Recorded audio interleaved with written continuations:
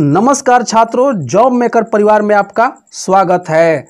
साथियों, आज का क्लास झारखंड का साहित्यिक स्रोत और प्रागैतिहासिक स्रोत से बनने वाले जो महत्वपूर्ण प्रश्न है, जो अक्सर एग्जाम में आपको देखने को मिल जाता है। तो चलिए दोस्तों, समय को देखते हुए आज का क्लास शुरू करते हैं। दोस्तों, आज का पहला प्रश्न है, वैदिक साहित्य में छोटानागपुर क्षेत्र के लिए किस शब्द का प्रयोग किया गया? आपके सामने ऑप्शन है। ऑप्शन ए कीकट, खुखरा, पुंड्र या पुंड या पुंडरिक।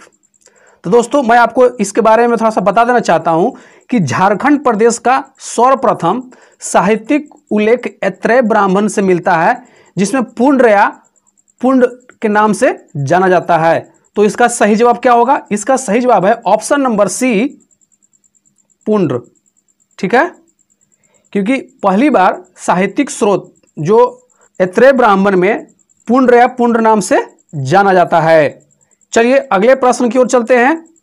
अगला प्रश्न है आपके सामने, महाभारत के डैश डैश पर्व में छोटानागपुर क्षेत्र के लिए पुंडरिक शब्द का वर्णन हुआ। आपके सामने ऑप्शन है राजविजय, कर्ण विजय, दिग्विजय और विश्वविजय। तो इसका सही जवाब है ऑप्शन नंबर सी, दिग्विजय। और हाँ दोस्तों, अगर चैनल पे पहली बार दर्शन दिए हैं भाई, तो चैनल को जरूर सब्सक्राइब करके जाओ, क्योंकि ये चैनल आपका जेएसएससी, जेपीएससी और झारखंड के सभी एग्जाम प्रिपरेशन में बहुत ही मददगार साबित हो सकता है। ठीक है, अगले प्रश्न की ओर चलते हैं। महाभारत में झारखंड क्षेत्र को क्या कहा गया है? तो आपके सामने ऑप्शन है, पहला ऑप्शन है पशु भूमि, ऑप्शन बी पहाड़ भूमि, ऑप्शन सी नदी भूमि और ऑप्शन डी जनजातीय भूमि। यहाँ पे ऑप्शन डी होगा। ठीक है दोस्तों, तो दोस्तों मैं आपको बता दूं कि झारखंड प्रदेश का महाभारत में पशु भूमि और पुंडरिक दोनों नाम से जाना जाता है। अगले प्रश्न की ओर चलते हैं। निम्न में से किसने तारीख ए फिरोज शाही की रचना की है? आपके सामने ऑप्शन है अबुल फजल, शम्स ए सिराज अफीक, मलिक मोहम्मद जैसी और ऑप्शन डी है अब्दुल हमीद लाहौरी। तो इसका सही जवाब है ऑप्शन नंबर बी, शम्स ए सिराज अफीक। ठीक है दोस्तों, नेक्स्ट चलते हैं। और जी हाँ दोस्तों, अगर आप लोग कहीं भी पढ़ाई करते हैं तो ऑप्शन वाला जो प्रश्न हो उसको करने का कोशिश करें, क्योंकि आपको ऑप्शन को एलिमिनेट करना आना बहुत ज़रूरी है, क्योंकि एग्जाम में आपको एक प्रोसीजर फॉलो करना है। तो अगर आप क्वेश्चन उसके बाद आंसर पढ़ते हो तो ये ज़्यादा दिन तक आपके दिमाग में नहीं रहने वाला भाई, क्योंकि कितना क्वेश्चन को आप याद कर पाओगे? आप खुद सोचो ना भाई कि कितना क्वेश्चन को याद कर सकते हो। तो मैं आपको बताना चाहता हूं कि आप जहां भी क्वेश्चन और ऑप्शन दोनों हो वहां प्रश्न को लगाएं। अगला प्रश्न देखते हैं, निम्न में से किसकी रचनाओं में झारखंड शब्द का उल्लेख एक पद में आया है? ठीक है ना, ऑप्शन देख लेते हैं, कबीरदास, सूरदास, रैदास और गुरु नानक। इसका सही जवाब है ऑप्शन नंबर ए, कबीरदास। अगले प्रश्न की ओर चलते हैं। अगला प्रश्न देख लेते हैं क्या है, the Neolithic pattern in the pre history of India किसकी पुस्तक है? आपके सामने ऑप्शन है बोरमैन, डी.एन. मजुमदार, रैदास और जेम्स डाल्टन। ठीक है, इसका सही जवाब है ऑप्शन नंबर ए, बोरमैन। ठीक है दोस्तों, नेक्स्ट चलते हैं और नेक्स्ट देख लेते हैं क्या है, निम्न में से किसकी पुस्तक से चेरो, खरवार एवं भूमिज आदि जनजातियों के बारे में उनके झारखंड आगमन तथा संस्कृति संबंधित जानकारी प्राप्त होती है?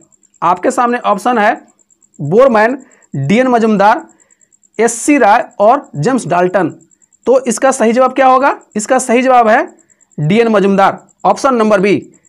इसका सही जवाब है D N. Majumdar, option number B.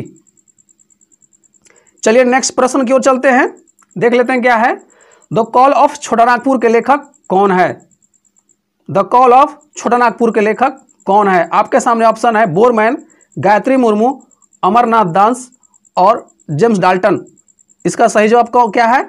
इसका सही जवाब है option number D, James Dalton. क्या है? Option number D, James Dalton. Next प्रश्न की ओर चलते हैं। ऑन ए टू इन मानभूम के रचनाकार कौन है? आपके सामने ऑप्शन है, ऑप्शन नंबर ए एल टिकेल, गोपाल राय, जेम्स डाल्टन और फादर कामिल बुल्के। इसका सही जवाब क्या है? इसका सही जवाब एल टिकेल, ऑप्शन नंबर ए। ठीक है भाइयों, आगे चलते हैं। अगला है चैप्टर प्रागैतिहासिक काल।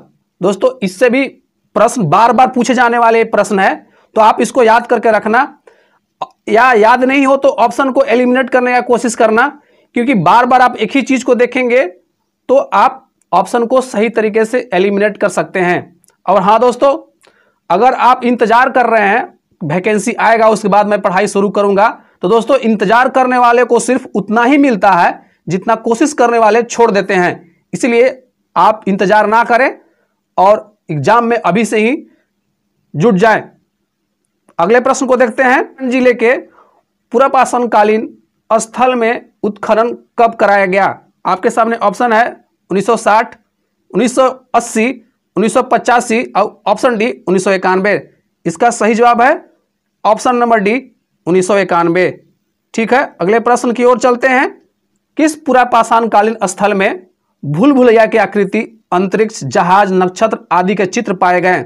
आपके सामने ऑप्शन है सरैया, रहम, इसको और दुहोंगी। इसका सही जवाब है, इसका सही जवाब क्या है दोस्तों? ऑप्शन नंबर सी, इसको। ऑप्शन नंबर सी, इसको। नेक्स्ट प्रश्न को देखते हैं। निम्न में से कौन सा पुरापाषाणकालीन स्थल चाईबासा में है?